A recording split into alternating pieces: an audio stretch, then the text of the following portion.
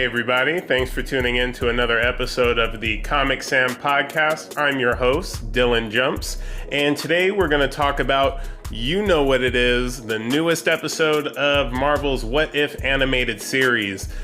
This episode was by far the best and most impactful as far as the Marvel Cinematic Universe.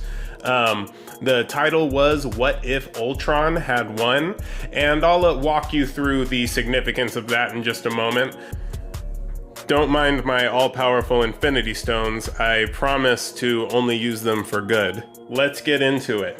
The title, What If Ultron Had Won? Now, for those who maybe haven't seen the second Avengers movie or have just, forgotten the plot of it, Marvel's second Avengers movie was called Age of Ultron, and just a little bit of a background.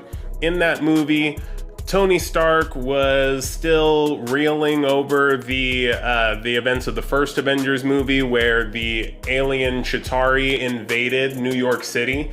And if you'll remember, he was the one who kind of, came really close to sacrificing himself, went through a portal, detonated a bomb, and narrowly escaped death when the portal closed just after he made it back through. And so he's kind of got a little bit of PTSD. And so what he wants to do is create something that will protect humanity. That's what he wants his invention's prime directive to be. Unfortunately, he gets Ultron. And in the comics, Ultron was actually created by Hank Pym, or the original Ant-Man, played by Michael Douglas in the Ant-Man movies. But in the Marvel Cinematic Universe, they decided to make it to where Tony Stark invented Ultron. Ultron actually kind of, I don't know if you want to call it a malfunction or just loophole to his programming. He decides that the only way to protect humanity, because of, all of our flawedness and whatnot, is to destroy humanity. I know, that's, quite a way of looking at it. And so he ends up, making an army of Ultron bots. And that movie ends in a huge battle in which, Ultron ultimately loses. What he wanted in Age of Ultron was to create a new body for himself, a synthetic body, which ends up actually becoming Vision. The combined tech synthetic body with the Mind Stone, one of these guys over here. It creates Vision, a synthezoid. He becomes an Avenger and ultimately helps them take down Ultron, because Vision is a really powerful being.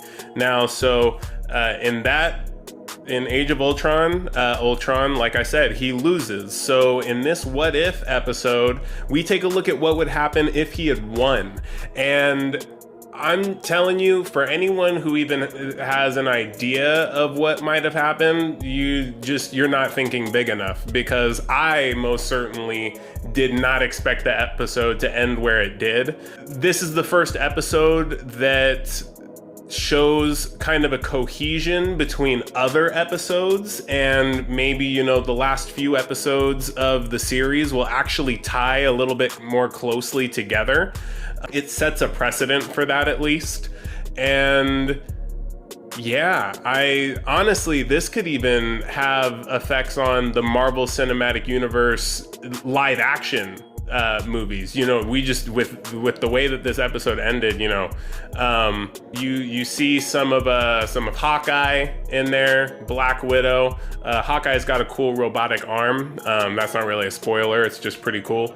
And some unlikely allies that we've seen in previous movies that are probably not even, in the forefront, the back front. That's not how you say that, but not even in those regions of your mind. So, like I said, by far, this was the most impactful and just insane storyline. And I think that the next few episodes, the final episodes of the season, are going to tie into this one, and we'll see a bigger overarching story come out of it. So that's all I have to say about that episode. Really quick, I'm done telling you guys to go see Shang-Chi, except you really should, so I guess now I'm done telling you to go see Shang-Chi. I just saw the Venom sequel, Venom Let There Be Carnage, starring Tom Hardy and Woody Harrelson, and I'm not gonna get into it a bunch on this video, and I'm not going to, spoil anything. I'm just gonna let you know it was really good. I think it was a good improvement, great improvement on the first movie. And all I'll say right now is that the action was really good. The CGI for Carnage was, what anyone who's been waiting for Carnage to be in a movie, you won't be disappointed with the visuals of this one. I will say that, obviously the movie is PG-13, can't really have a dead-on accurate Carnage portrayal without the movie being rated R, because Carnage is, one way to describe him. He usually massacres. It's usually a bloody mess when he shows up in the comics, but PG-13, so they did what they could, and I won't say that it was bad as far as what he was able to get away with in the movie. They definitely, kind of gave him a, careless attitude towards, human life. I'll say that. Yeah, I'm excited to see where things go after the movie. I'll probably make a video with some spoilers in it, going over exactly what happens in it, what is going to happen based on, the end of the movie and after credit scenes. Definitely stay for there's a mid-credit scene, there's not a after-credit scene. So once the nice credits stop, you'll see a scene after that, but then when the regular, when the regular typical credits start, no reason to stay till the end unless you just feel like sitting in a movie theater. So go see that. Really good. That's all I have to say today. Like always, like, comment, share, subscribe, and it really helps get people who, might just stumble across the videos on YouTube, build the audience a bit. So I appreciate it for those of you who do that and keep on doing that.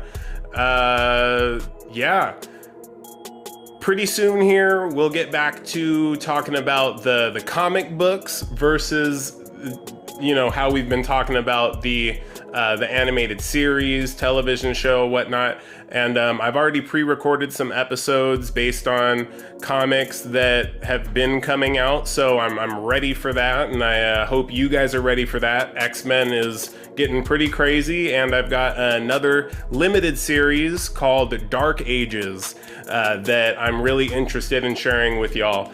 I'm gonna leave it at that. See you all next time.